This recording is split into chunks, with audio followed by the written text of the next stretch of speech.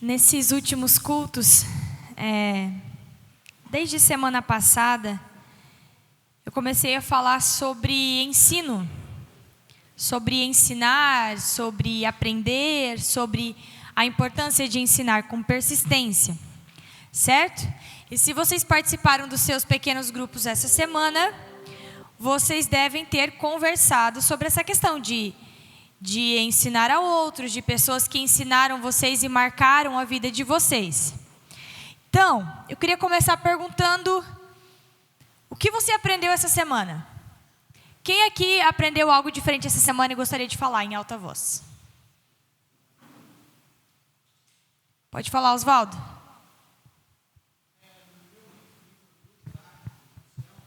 Quer ficar de pé para as pessoas?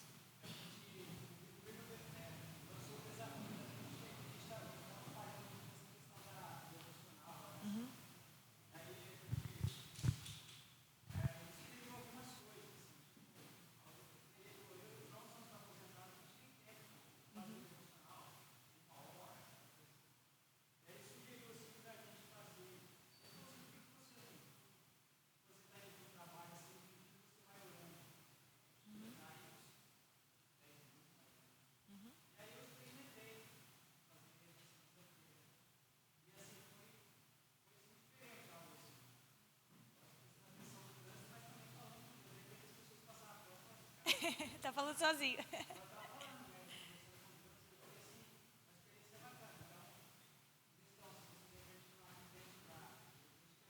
Para orar.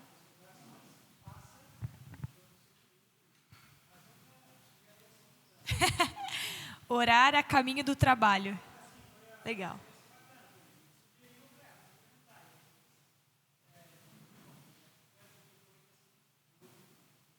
Já chegou no trabalho com outro coração já, né?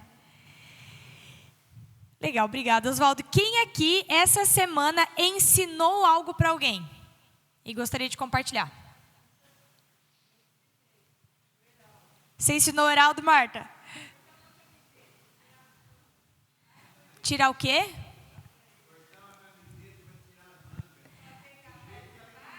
Do jeito claro. A costureira é ela? Foi difícil ensinar? Ele conseguiu no final? Parabéns, Heraldo. Que legal, obrigada, Marta. E alguém aprendeu algo de Deus essa semana? Algo que Deus moldou o seu coração? E gostaria de compartilhar.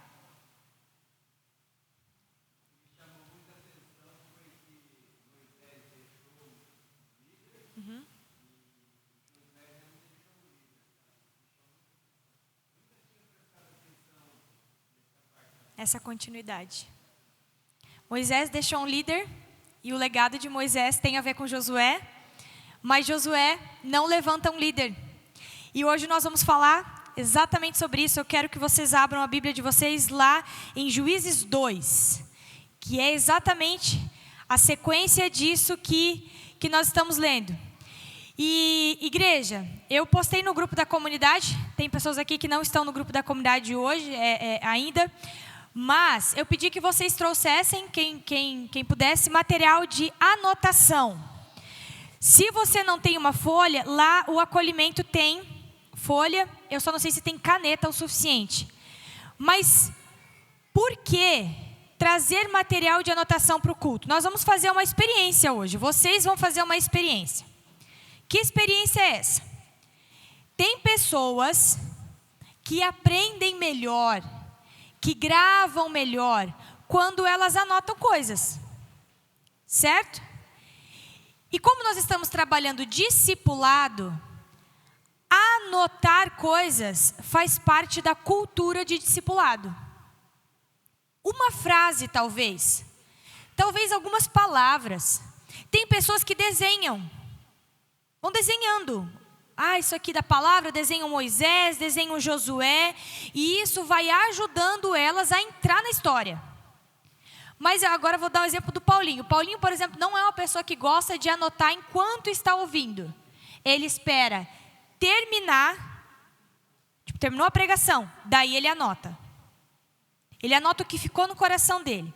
Então hoje eu quero que vocês façam essa experiência de anotar o que mais chamou atenção, de anotar algo, isso aqui faz sentido para mim, não posso esquecer. E a ideia é que vocês, aqueles que, por exemplo, pensaram, nossa, isso aqui me ajudou, eu não esqueci a palavra do culto tão fácil durante a semana. Levem a anotação de vocês para o pequeno grupo de vocês. E daí na hora que o seu líder de pequeno grupo ou do grupo menor perguntar o que mais chamou a sua atenção na palavra do culto, aí você vai ler lá e vai falar assim, isso e isso. Por quê? E aí você vai ter o que compartilhar, porque você anotou. Entenderam? E qual é a ideia com isso? Nós vamos ver isso durante a pregação. Mas isso pode ajudar alguns de nós a gravar melhor a palavra e deixar que essa palavra vá penetrando durante a semana. Ok? Então você que trouxe o material de anotação, é para isso. Para você ir anotando o que mais chamou sua atenção. Juízes, capítulo 2, versículo 6. Todo mundo abriu?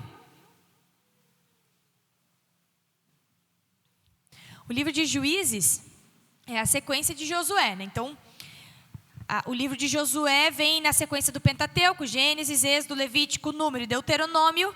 É a história do povo de Deus até chegar à beira da terra prometida. Josué é a história da entrada na terra prometida, sendo liderados por Josué. Juízes é o que acontece depois que eles já estão na terra e depois da morte de Josué. Tá bom? Então vamos lá, Juízes 2, 6. Depois que Josué despediu os israelitas, eles saíram para ocupar a terra, cada um a sua herança. O povo prestou culto ao Senhor durante toda a vida de Josué e dos seus líderes que sobreviveram a Josué e que tinham visto todos os grandes feitos do Senhor em favor de Israel. Josué, filho de Num, servo do Senhor, morreu com a idade de 110 anos. Foi sepultado na terra da sua herança em Timnat-Heres, nos montes de Efraim, ao norte do monte Gaás. Depois que toda aquela geração foi reunida aos seus antepassados, surgiu uma nova geração que não conhecia o Senhor e o que ele havia feito por Israel. Então os israelitas fizeram o que o Senhor reprova e prestaram culto aos Baalins. Abandonaram o Senhor, o Deus dos seus antepassados, que os havia tirado do Egito, e seguiram e adoraram vários deuses dos povos ao seu redor, provocando a ira do Senhor. Abandonaram o Senhor e prestaram culto a Baal e a Astarote. A ira do Senhor se acendeu contra Israel, e ele os entregou nas mãos dos invasores que os saquearam. Ele os entregou aos inimigos ao seu redor, aos quais já não conseguiam resistir. Sempre que os israelitas saíam para a batalha, a mão do Senhor era contra eles para derrotá-los, conforme havia advertido e jurado a vocês. Grande angústia os dominava. Até aqui. A gente tem falado um pouco sobre a experiência de discipulado e sobre como ele é essencial também para um legado de fé, para um legado de obediência ao Senhor que permanece de uma geração até a outra. O pastor Irne, ele sempre reforça isso, que para uma cultura de discipulado estar bem estabelecida, ela tem que chegar até a terceira ou quarta geração. A gente como igreja quer caminhar para isso, para a gente de fato ser uma igreja que o discipulado é comum em nosso meio. E quando eu falo em discipulado, queridos, não pensem apenas em um mais um acompanhando o outro. Os nossos pequenos grupos têm um objetivo de discipulado também, num nível de intimidade um pouco diferente. Mas, por exemplo, para quem vem no PG de quinta ou no PG de sábado, onde a gente tem grupos bem menores depois da palavra, de 4 a 5 pessoas, aquilo é um momento de discipulado. E é intencional aquilo ali, a gente faz aquilo para que a gente tenha tempo de conversar, de discutir a palavra, de falar uns com os outros aquilo que chamou atenção, aquilo que está vivendo, aquilo a gente traz para a vida também. Isso é discipulado, tá? Isso é cultura de discipulado.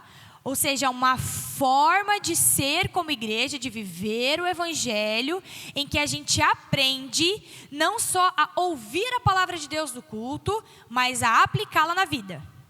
Tá? O discipulado ele tem como objetivo ensinar a gente a aplicar. Porque a gente pode ser muito crânio de Bíblia, ou seja, a gente pode entender muito. Mas se a gente não pratica, se a gente não vive, a gente é como os fariseus do tempo de Jesus. Hipócrita. Certo? Então, tudo isso que a gente faz como igreja, inclusive os nossos pequenos grupos, eles têm como objetivo ensinar a gente a praticar a palavra de Deus no dia a dia. E aí, o que está acontecendo aqui, nesse texto que a gente leu hoje, que é um texto parecido até com o de semana passada, sobre a morte de Josué. Josué se despede do povo, Moisés morreu com 120 anos, Josué morre com 110 anos. Ele é sepultado na cidade onde a família e a tribo dele recebeu por herança nessa terra prometida. E aí se levanta uma próxima geração. Se vocês lerem o livro de Juízes, é um livro de muita batalha e de muita guerra. O que acontece? Eles adentram e eles conquistam as principais cidades. Só que eles ainda não estão totalmente estabelecidos. Josué morre e ainda falta alguns lugares para eles conquistarem. Isso vai terminar, gente, só lá com o rei Davi. Mas bem lá na frente, essas conquistas. E aí, com a morte de Josué, quem ouvia Deus? Quem consultava o Senhor? Os sacerdotes. E eles usavam o que para consultar o Senhor? Um negócio até estranho para a gente. Chamava Urim e Tumim. Era como se fosse uma sorte. Para saber onde eles iam atacar, que povo que eles iam atacar e como eles iam atacar. E isso quem fazia eram os sacerdotes. E aí faltavam algumas cidades ainda para eles conquistarem. Mas o que começa a acontecer? Eles começam a ser derrotados. Algumas cidades eles não conseguem conquistar. Começa a ficar alguns povos ao redor ali deles, e inclusive outros povos começam a fazer pressão para voltar para suas cidades. E aí, o texto vai ser muito claro. Depois que aquela geração foi reunida aos seus antepassados, surgiu uma nova geração que não conhecia o Senhor e o que ele havia feito por Israel. Olha só que interessante, não é assim, tipo, que morreu a geração mais velha e nasceu uma geração nova que não conhecia o Senhor. Não, a geração que ficou. Ou seja, a logo seguinte ali, vamos supor, se Josué morreu com 110 anos, a geração de 60, 70 anos é a que ficou. A mais velha que ficou pós Josué, vamos supor. Essa galera já não conhecia os feitos do Senhor no mesmo nível. Os guerreiros de 40 anos, 50 anos, já não conheciam os feitos do Senhor como Josué e sua geração. Isso aqui não está dizendo que as crianças que nasceram depois de Josué, não. É os que estavam vivos já quando Josué morreu. E lógico isso, não é mesmo? Como que eles não conheciam? Talvez até ouviam falar um pouco aqui, um pouco acolá, sabiam de alguns feitos, mas não confiavam e não criam no Deus que tinha tirado aquele povo do Egito, abrindo o Mar Vermelho, enviando as 10 pragas. O texto está dizendo que eles não conheciam o Senhor, ou seja, os seus corações não estavam confiantes e crentes em Deus do mesmo nível que a geração de Josué estava. E aí a gente pode pensar o seguinte, vamos pensar aqui na nossa realidade. Os brasileiros conhecem ao Senhor. De ouvir falar. O Brasil, muito difícil quem no Brasil nunca ouviu falar de Jesus. Existe. Mas são poucas pessoas. Então, como que nós vivemos num país que vai tão contra, por exemplo, os mandamentos do Senhor de não mate, não roube, não minta? Como? Porque uma coisa é conhecer o Senhor de ouvir falar. Outra coisa é confiar a sua vida a esse Deus, crer nesse Deus e caminhar com esse Deus. Entenderam a diferença? E esse legado de obediência e amor a Deus não permaneceu após a morte de Josué e a sua geração. Então o povo começa a confiar, a acreditar, a orar, a sacrificar para outros ídolos. E aí aqui vai falar dos Baalins, que é Baal no plural, e Astarote.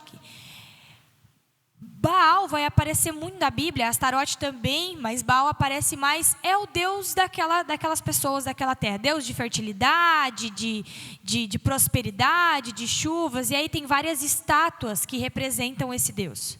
E Astarote seria então a deusa do sexo feminino, digamos assim, daquele povo. Lembra o que Josué tinha pedido para eles um pouquinho antes de morrer? Escolham agora quem vocês vão seguir, se é os deuses do Egito, se é os deuses dessa terra, ou se é o Deus verdadeiro, mas eu e minha casa serviremos ao Senhor. E eles falaram, ai de nós. Mas logo que os anciãos morrem, eles já começam a prestar culto e a adorar a Baal e a Astarote. Interessante isso, né? É rápido assim, é uma memória muito curta desse povo.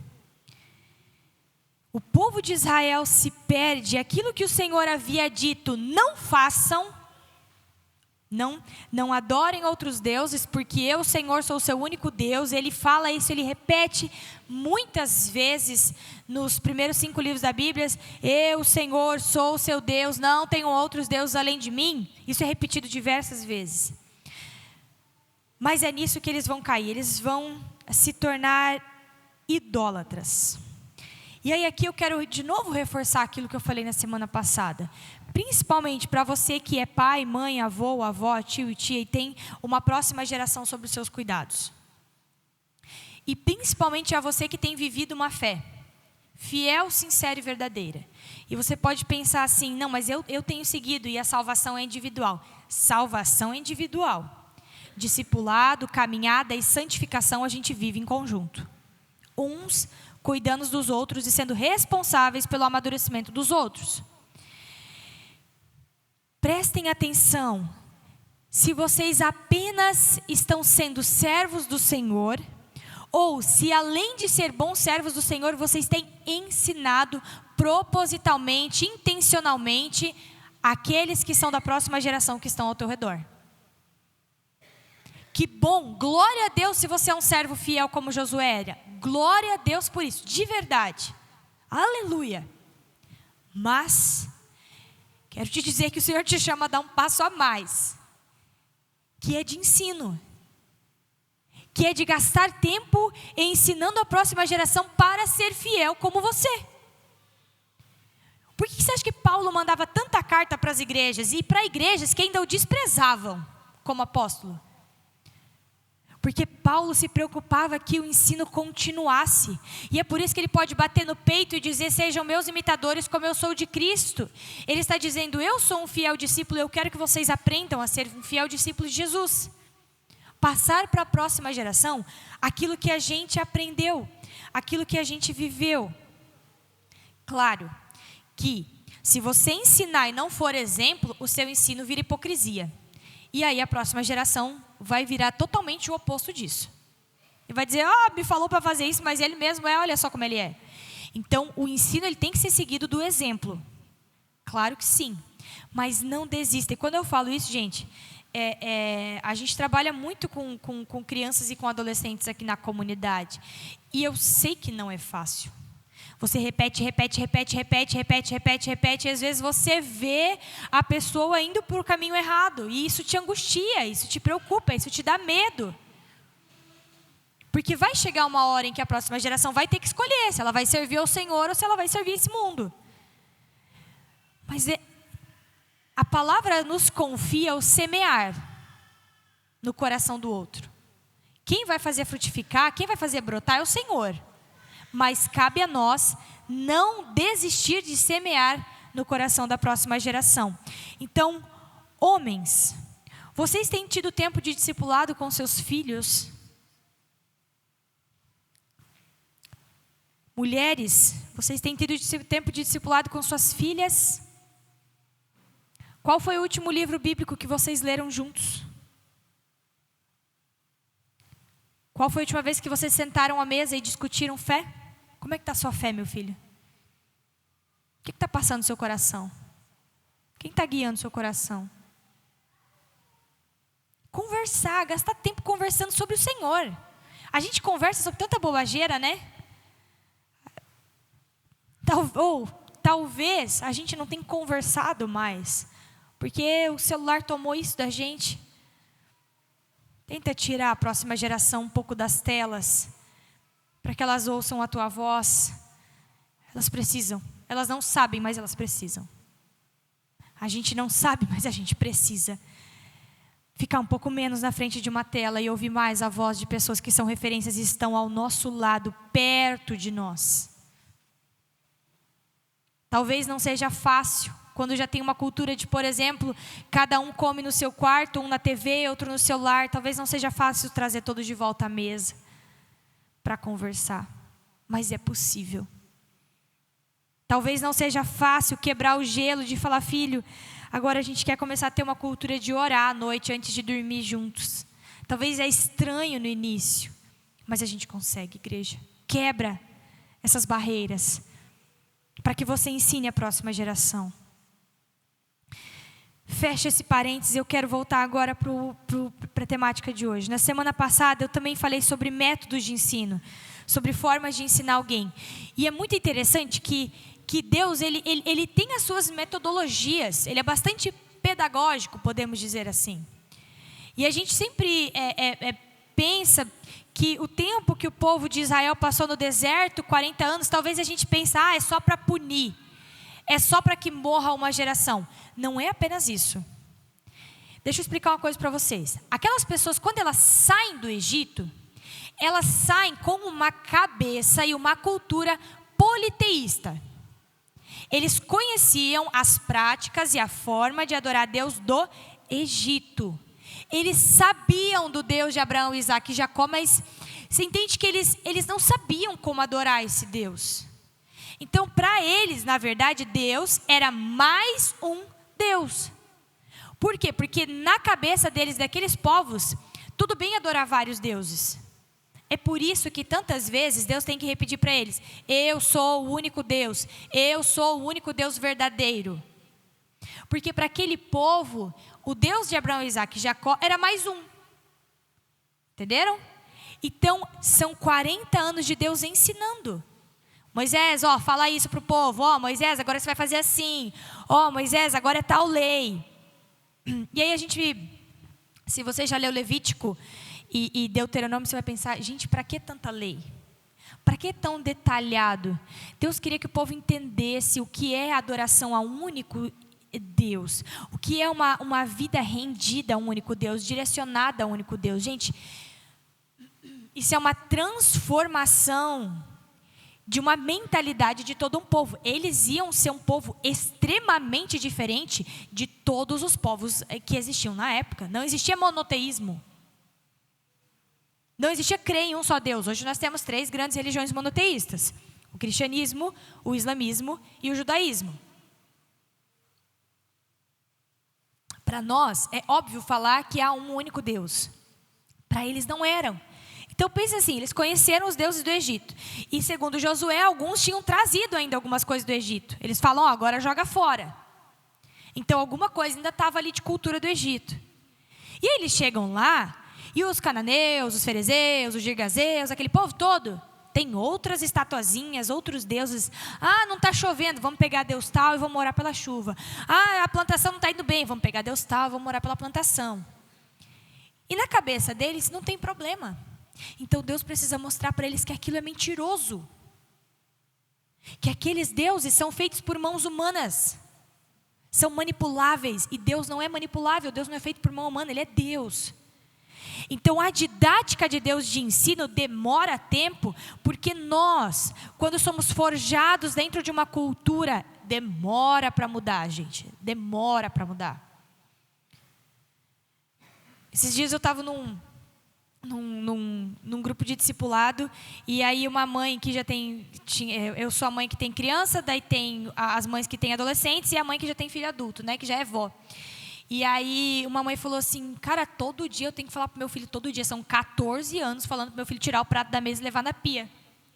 E aí a mais velha olhou e falou assim, sim, para quando você for adulta e visitar ele na casa dele, ele levantar, tirar o prato da mesa, colocar na pia e a glória ser da esposa. Por quê? Para formar uma cultura na mente de alguém demora. São anos de ensino e de persistência. E aquelas mães, e a mãe mais velha falou no seguinte sentido de alegria, de poder testemunhar, porque a esposa dele continuou aquilo e disse, não, aqui nós vamos fazer isso sim. Vamos tirar o prato e colocar na pia quando terminamos de almoçar, uma coisa simples. Mas que uma mãe tem que repetir até o filho ficar adulto. Que loucura! É a mesma coisa, Deus sabe que nós somos teimosos, Deus sabe que a gente demora a aprender, Deus sabe que nós somos assim. A gente reclama dos mais novos porque eles nos cansam, mas a gente cansa Deus. Graças a Deus porque Deus não se cansa. Glórias a Deus porque Ele tem paciência. Porque nós somos assim, nós somos essas crianças que não tiram o prato da mesa. Mesmo o pai e a mãe falando todo dia. Mesmo Deus dizendo, filho, vem comigo, fala comigo, ora comigo, conversa comigo todo dia. E a gente faz tudo na vida, passa o dia, vai deitar na cama acabado e esqueceu de orar. Pô, esqueceu de orar? Deus deve olhar e falar assim, palhaçada, né? Esqueceu de falar comigo? Pô, te dei comida hoje, te levantei da cama, te sustentei, te dei um trabalho, teus filhos estão bem. E tu esqueceu de falar comigo? De nada. Já pensaram? Que Deus acorde a gente durante... Tem pessoas aqui que falam, pô, Deus está me acordando 3 horas da manhã, Daline, para orar pela igreja. Eu falo, glória a Deus. Vamos acordar mais gente, Deus. Pode acordar mais gente. Está precisando interceder e orar. Primeiro, a gente precisa ter um coração ensinável para também ensinar. E eu quero reforçar isso. Porque eu também quero dizer para vocês, a gente também não pode terceirizar a educação cristã da próxima geração apenas para a igreja. Qual é o tempo que a igreja tem com seus filhos? Se eles são criança, 2 horas no sábado, 2 horas no domingo. E o restante eles estão aprendendo de Cristo aonde? Se o teu filho é adolescente, 2 horas na quinta e o culto. E todos os outros dias da semana. Quem são os principais formadores da fé da próxima geração? São os de casa. São os de casa. Não adianta me dizer quando o seu filho fica adolescente, ficar adulto e dizer assim, não está na fé porque a igreja não fez isso, isso e isso.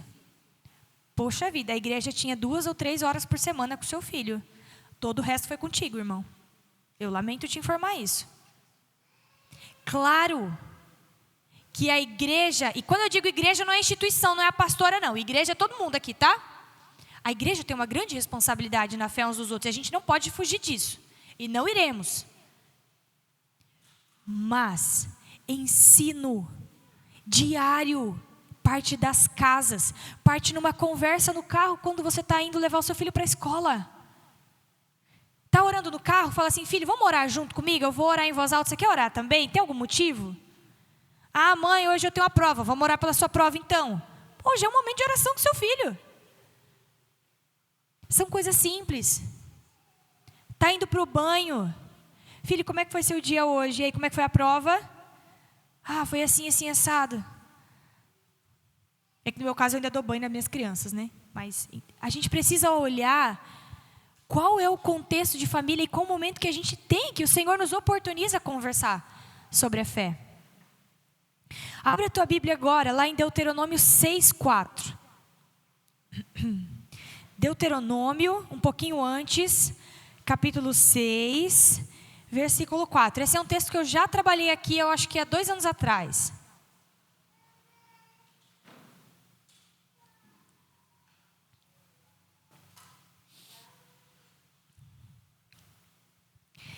Lembrem Deuteronômio é escrito, é vivenciado, né? Não é escrito, porque ele é escrito provavelmente posterior. Mas a história que está passando em Deuteronômio é a história de quando eles ainda estão no deserto.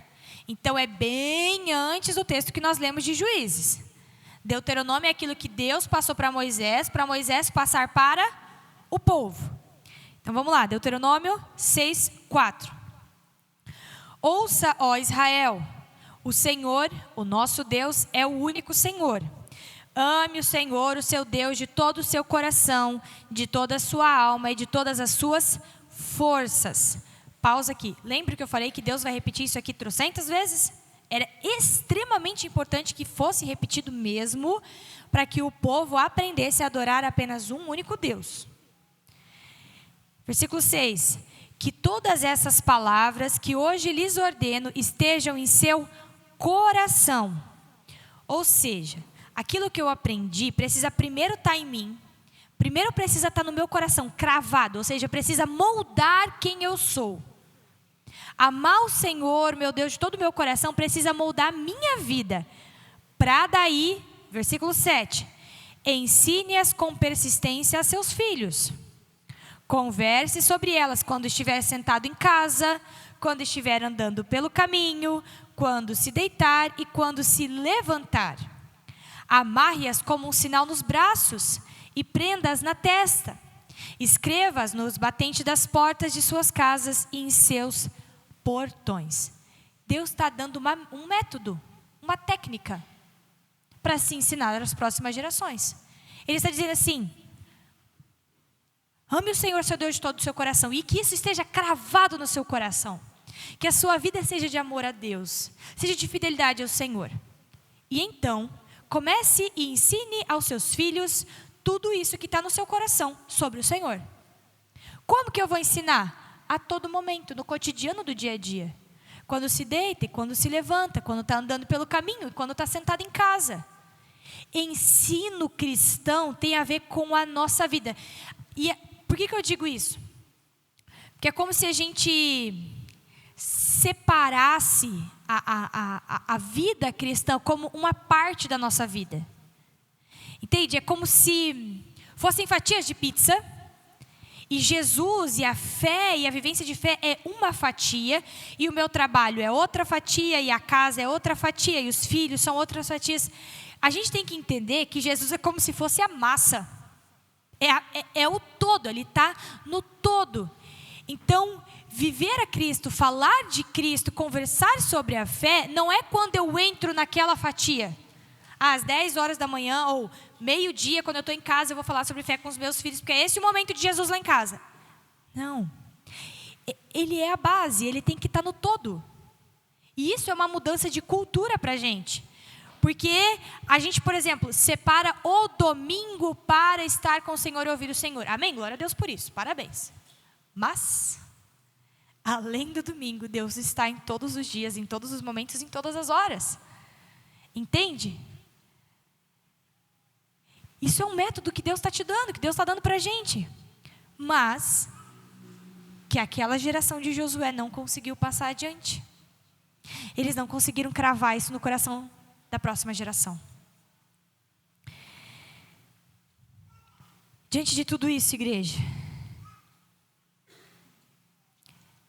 a gente tem falado muito sobre ensino.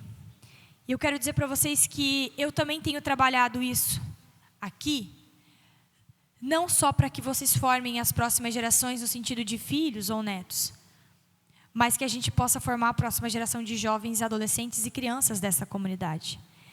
E não só da comunidade, da nossa cidade. O meu sonho, o meu chamado, eu tenho muita convicção disso, desde que fui enviada para cá há 6 anos, Deus me chamou para levar essa igreja à maturidade. Para trabalhar maturidade de fé nessa igreja. E o que é ser uma pessoa madura? É ser uma pessoa de idade? É ser uma pessoa velha em idade? Não. Existem velhos que não são maduros e existem jovens que já são maduros. O que é maturidade de fé? O que é uma igreja madura? É uma igreja que sabe resolver seus conflitos. É uma igreja que tem constância na fé.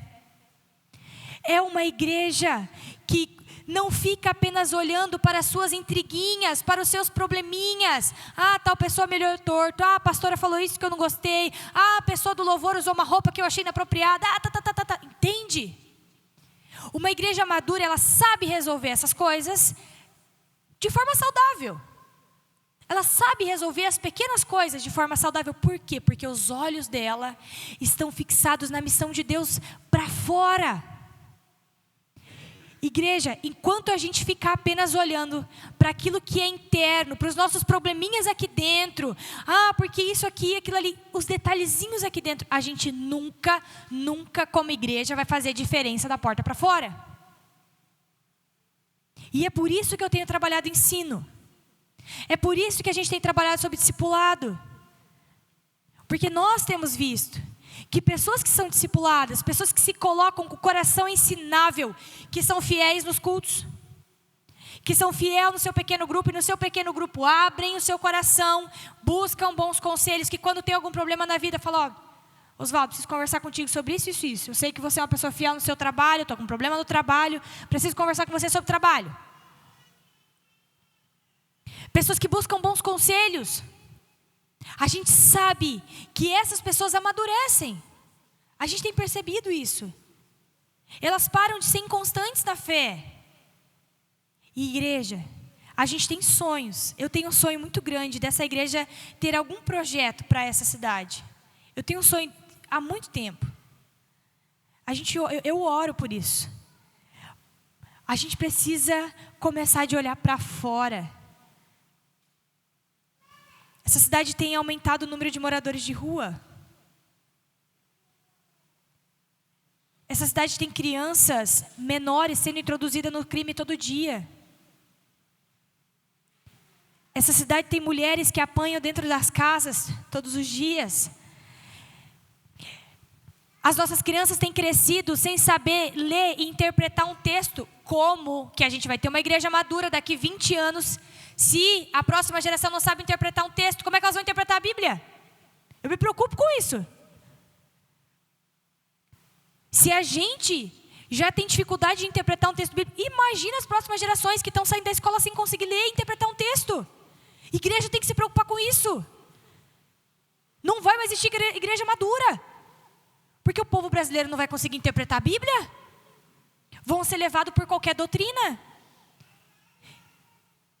Eu tenho um sonho de a gente ter alguma missão, algum projeto. Ou de ensinar crianças a ler e escrever. Ou de ter uma escolinha de futebol, ensinar valores, princípios. Eu não sei o que Deus vai mandar a gente fazer. Mas, para a gente dar esse próximo passo, igreja, a gente precisa começar de olhar para fora. Com amor.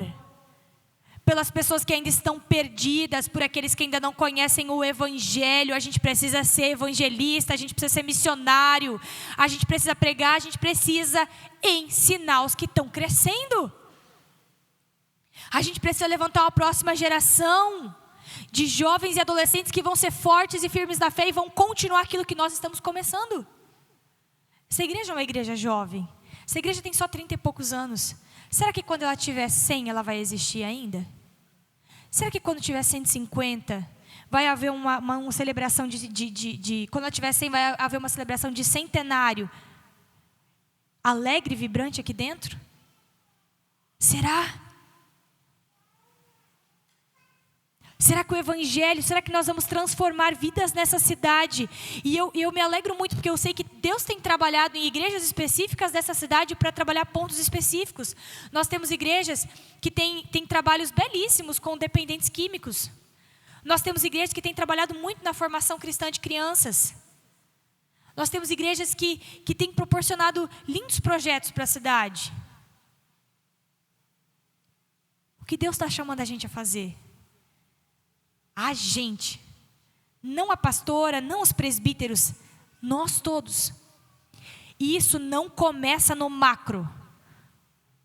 Isso começa em nós.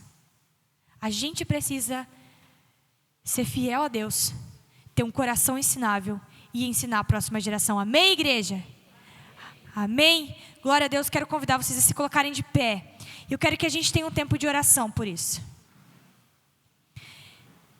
Eu espero que Deus coloque de fato sonhos no coração dessa igreja. Sonhos que, pode vir, sonhos que venham dos planos de Deus, dos projetos de Deus e que sejam chamados de Deus. Tem portas se abrindo, tem pessoas buscando, tem pessoas estudando, tem pessoas sonhando e glória a Deus por isso. Mas a gente precisa ser fiel no pouco.